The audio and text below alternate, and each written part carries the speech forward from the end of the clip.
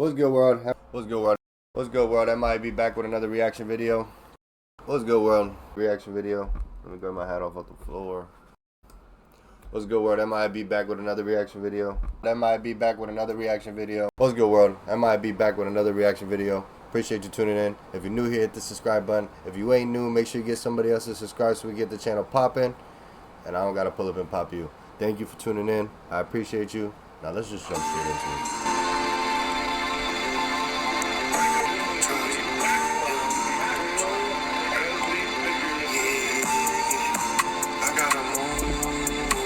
I don't believe it, but hey, that's just me.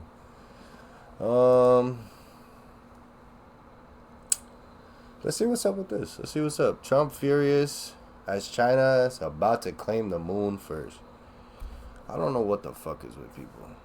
That's why when I watched Dave Chappelle talk about the Indians and how like the government was trying to buy land, and to them it sounded so stupid, like, oh, you're gonna buy trees and grass and dirt?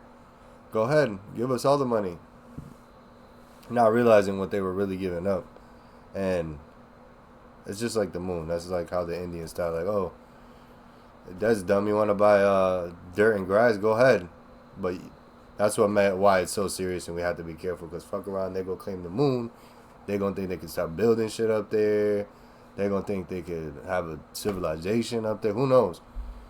And they can't, because then that stops future growth for science and everywhere else. One with rockets. It'll be one with nuclear.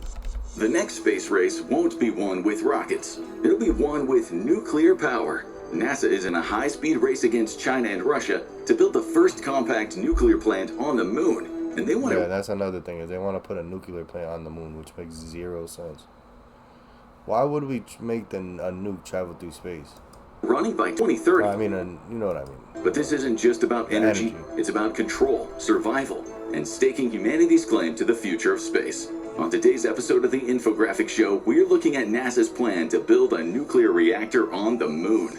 If you want to survive on the moon, you can't just pack a few solar panels and call it a day. This is one of the main reasons why NASA is trying to put a nuclear reactor on the lunar surface by 2030. But don't be fooled, the plan isn't just about science, but global power. A lunar day is nothing like an Earth day.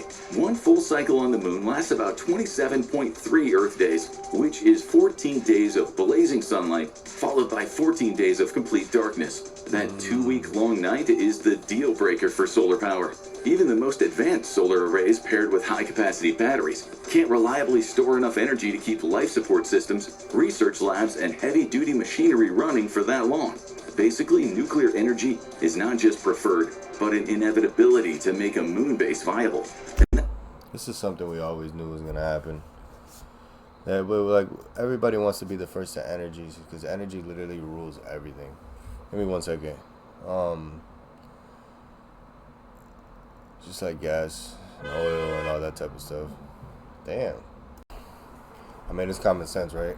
Energy is important because we can charge things, and if the more energy, the more free we got, or the more we can charge other people, because, you know, that's what the government does.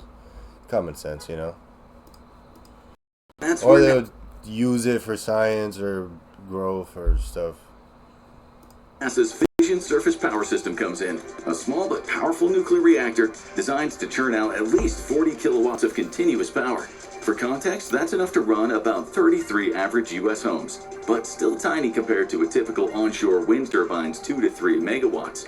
What's important when setting up a power plant on the moon is small size and reliability, both of which the fission surface power system has going for it, at least theoretically. It's important to note that no such reactor has actually been built. It's just been shown that it could work. That's what I'm saying. They're going based off fucking what they think they could do. So basically,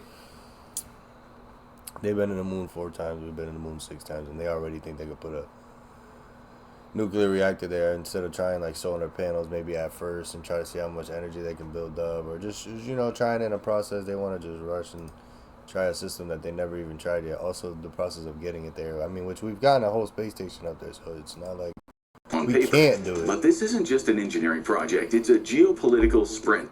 Imagine being able to build an app with your name on it, just by thinking about it. Meet Base 44, a complete...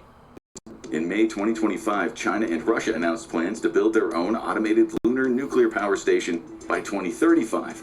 And that puts the United States in a high-stakes sprint to plant its flag on the moon's energy future.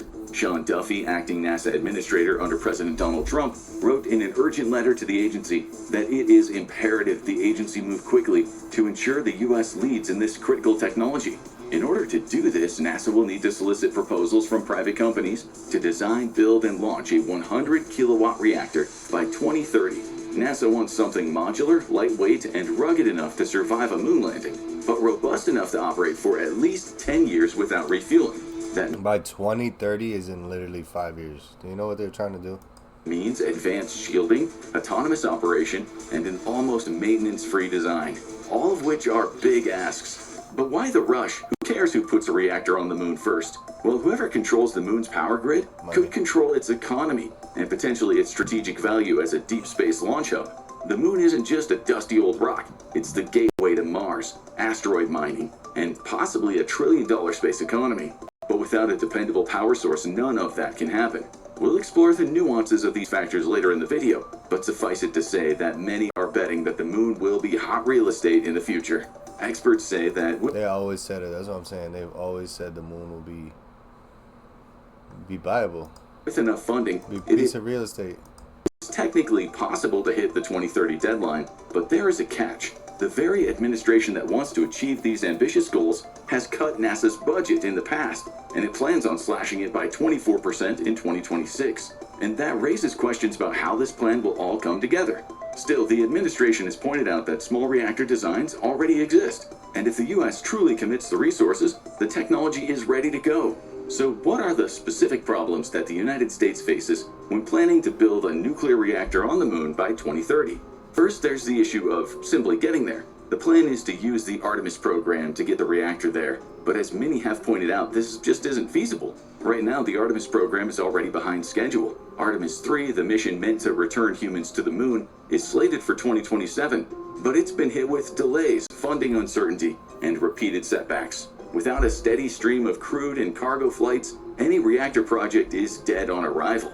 And even if the rockets are ready, there's the question of what you're actually launching, because sending a nuclear reactor into space isn't like ordering a new TV off of Amazon. That's what I'm saying. It's not gonna just be like a regular rocket explosion. That shit goes up. The main concern for many is launching radioactive material into our atmosphere. If something goes wrong and the rocket explodes, radioactive particles could rain down on the planet below. Obviously, this would have catastrophic environmental and political consequences.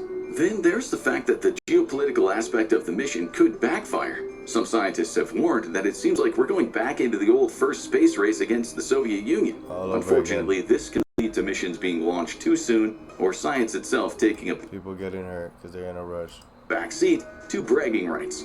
Which brings us to the less than stellar track record of space missions during this time in history. The United States has only managed That's all I'm gonna do for that one. Let's move on to